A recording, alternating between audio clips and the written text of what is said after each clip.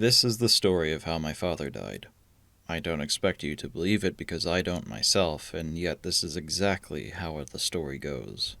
My parents, despite their arrogance, were never wise, never patient, and never disciplined.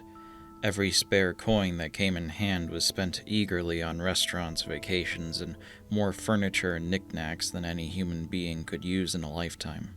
It is for this reason that I was forced out of college just when I was finding my stride. I have no regrets, my father always told me. Those vacations were fun. It was the night of a terrible storm, a torrential downpour like nothing I'd seen in years. The type of storm that forces woodland creatures out of the forests and into city streets and causes lost ancient species to rise from the sea and find themselves beached. I returned from a full day of menial work to the shabby apartment we now called home, and dragged my sore, soaked body up the thudding metal stairs to our apartment. I immediately knew something was wrong when I saw my family gathered in the living room. They greeted me and bid me sit down. I did, and my father, arrogant grin on his face, began to explain his latest scheme. He'd been perusing the internet in search of new multi-level marketing schemes to get himself in debt to, when he saw an offer too good to be true. On one website, a man offered to pay $1 billion for a certain ancient book. On another website, that book was for sale for only $100,000. It's a shame we don't have that kind of money, I said. But we do, Father said. And that's what I need to tell you.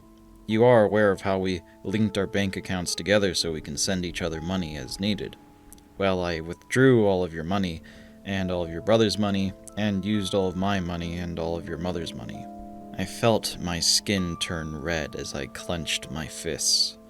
I had never been so angry before in my life. It took all of the self-control I had not to murder him then and there with my own two hands. I stilled my hand, hoping it would get better if he explained more. It did not. Unfortunately, even that wasn't enough, my father said. So, you remember how I opened lines of credit in all of our names? With those combined, I managed to get 100,000 together. However, I regret to inform you that you now, temporarily, owe thousands of dollars in credit. I grabbed that fool by the shirt and lifted him from his chair. I glanced to my brother who stared off into empty space, a look of surrender on his eyes. I sighed and shoved Father back into his seat. I understand why you're angry, but it will all be worth it, Father said. The book will arrive soon, and we will give it to this man, and he will make us rich. But for how long will we be rich before you throw it all away again? I asked. And how come you're so sure that this man will wait for us? How do you know nobody else saw that offer and got the same book to give to him? Because I contacted him and he promises he will wait, Father said. I signed a contract online with him and everything. I stared that old fool down before slamming my fist on the coffee table and storming off in a huff. I had never been so upset in my life, and all I could do was hope and pray that this plan would not fall through like his others.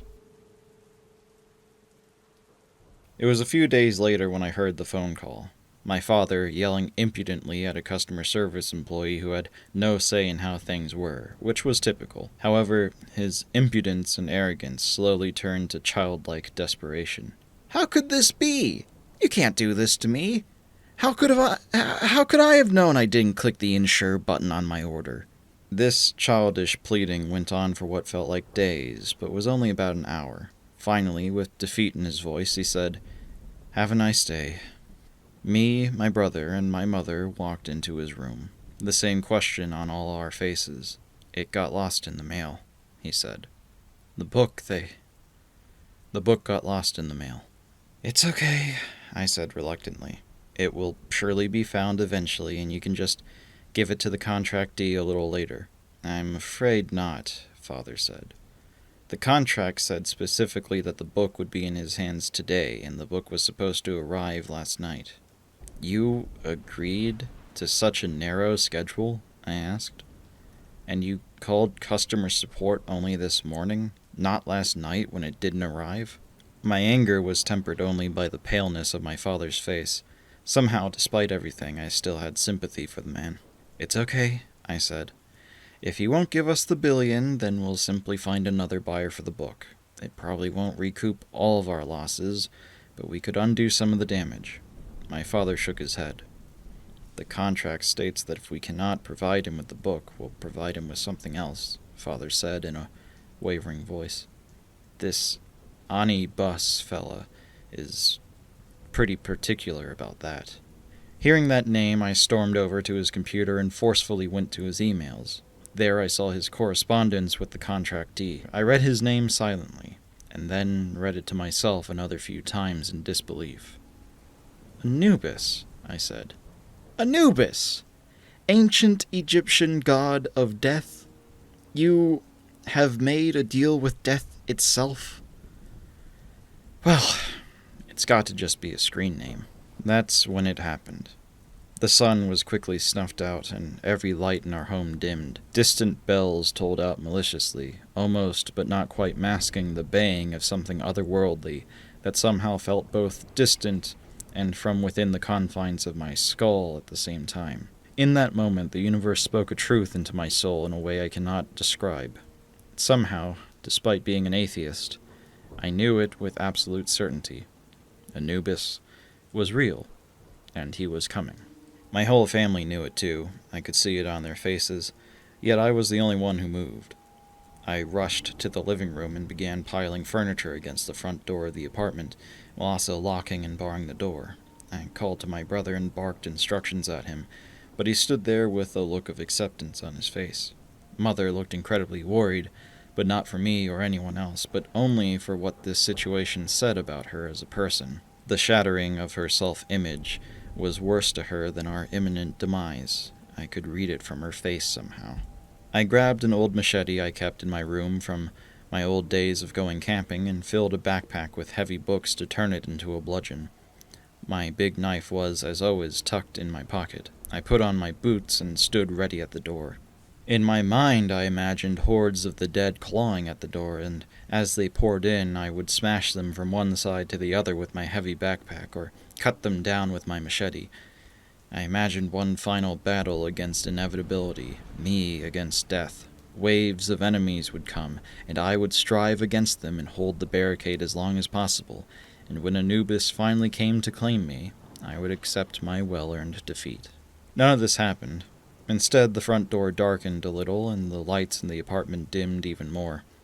Walking through the barricade with no resistance, as though it were not there, was Anubis, towering over me, standing proud and unthreatened, hood draped over his head. Something about his face made it hard to tell if his head was truly canine or if it were just a mask, but knowing the nature of gods, it was probably both. Anubis looked down at me, eyes all white, and question on his face that I know not how I read. I stood there, panting and sweating heavily, and feeling as though his mere presence put a massive weight upon me. Still pointing my machete towards him, I spoke to answer his silent question with one of my own. "Is it all of our souls that you want?" I asked. "Will you spare me and my brother?" "Sure, kid," Anubis said in a perplexingly casual tone. "Now put that thing down before I change my mind. Me and your daddy need to have a chat." I stared for a few moments more, frozen where I stood. Then, slowly, I sheathed my machete and stepped aside, kneeling down on one knee. Anubis said nothing, but gave a nod of recognition at how I carried myself. He then glided across the room and approached my father. "All right, man, where's my book?" Anubis said, looking around. "Nice furniture, by the way." "It got lost in the mail," Father said. "Well, ain't that something," Anubis said in a mocking tone. "God, when you told me the book will arrive only the night before our meeting, and you still agreed to those strict terms of mine, I was like, whoa, look at the cojones on that guy. Seriously, you never learn. This guy never learns, right?" Anubis looked around with the air of a stand-up comedian waiting for his audience to laugh. We didn't. Then Anubis chuckled and leaned closer to my father. 3 days, Anubis said. "Find the book and you're free. Though, personally, I think you should just cut your losses and spend time with your family." Anubis then turned to each one of us and gave an appreciative nod before walking straight through the same barricade he did before. And as soon as he did, the sun returned and the lights returned to full brightness. I didn't hesitate. I leapt to my phone and began searching for libraries that could have the book Father spoke of. The next few days were a chaotic blur, but we ran from location to location and interviewed every librarian, historian, bookstore, and pawnshop owner we could reach. Or I should say, I did. My parents ate at restaurants, and my brother looked at his phone tiredly. We had to keep getting into more and more credit card debt in our desperate scramble for the book, and yet most of the money was spent on gas station snacks and restaurants. I nearly starved myself once or twice in search of the accursed text my father promised the god of death. 3 days turned to 4, which turned to 6, which turned to 7, and then 12. Could Anubis really not find us simply because we moved this way and that? No. Perhaps the god of death was more patient than I assumed. Or maybe he simply wanted to observe how we would each act in these last days. Either way, the distant bells and baying of a hound in the late hours of night assured me the chase wasn't over.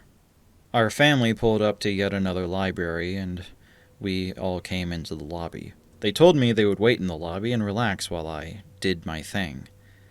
"My thing is saving my father's life," I yelled at them, feeling more isolated than ever.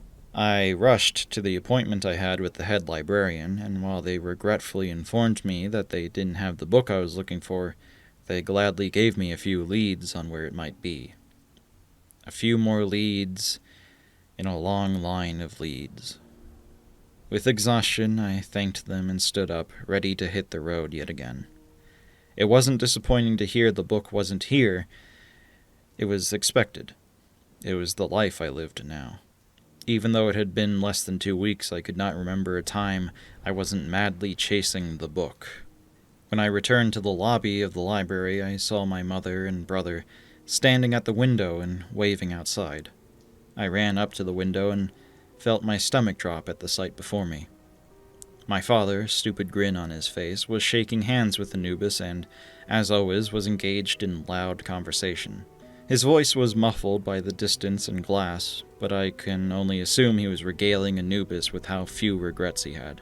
Anubis nodded, stepped aside, and motioned his hand to the open passenger door of a long black hearse. My father looked at us and waved goodbye before stepping in. Anubis shut the door and climbed into the driver's seat. There was no climactic flash of fire, no regalia, no darkness or smoke or portal. The vehicle simply drove away out of view, and he was gone. There was not a single thing I could do to save him from his own stupidity. This is the story of how my father died, and the story of my crippling debt. I still don't believe it myself, but this is exactly how the story goes.